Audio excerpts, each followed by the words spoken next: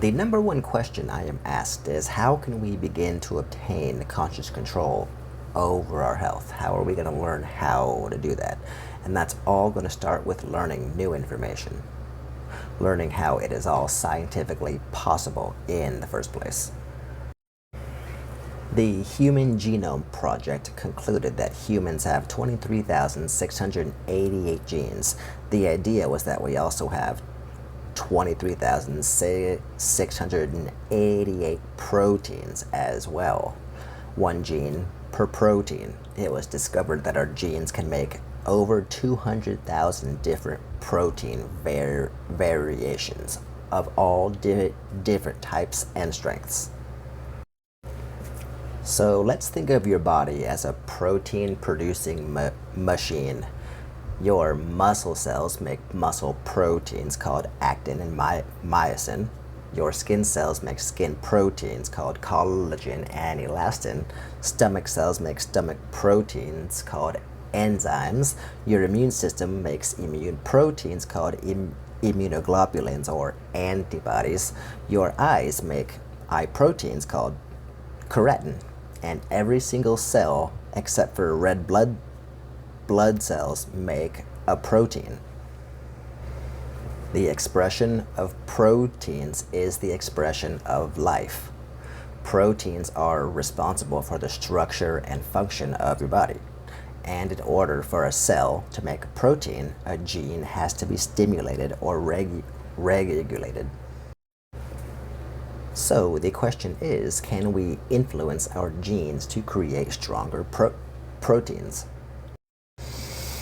Follow along now.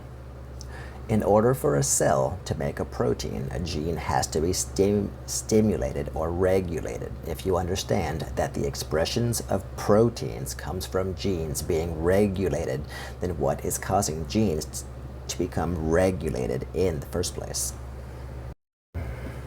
Current research into the field known as epigenetics says that genes do not create disease. It is our reaction to the environment that signals the gene that begins to create disease. Our cells physically react to our emotions, and then our genes will either create an upgraded protein or a downgraded protein based on how we react to the world around us and how long we react to it for. An example of this is, it is a medical fact that the long-term impact of the hormones of stress can downgrade your genetic material and lead to the creation of new disease. That's a nice example of stress physically having an impact in the 3D world. More so, the mismanagement of stress. I assert that if stress can cause all these bad things, downgrade your genetic material and lead to the creation of new disease, then logically, scientifically, the hormones created by love and gratitude should begin to create these upgraded proteins to begin to change your health. As we think 60 to 70,000 thoughts every single day, and most of those thoughts probably relate to some sort of stressful situation, it makes sense that it may take some time to reprogram how you habitually react to the world around you.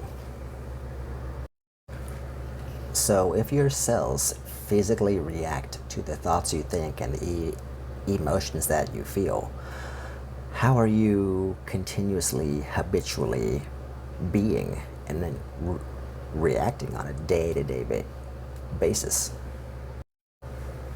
The number one benefit of breathing exercises and meditation allows you to shut everything else out and just feel the universe around you. It allows you to feel every cell in your body, letting you analyze every situation in a different perspective, allowing for a different result and a new understanding, allowing for you to begin to create those new feelings and have those new thoughts in order to repair your genetic material.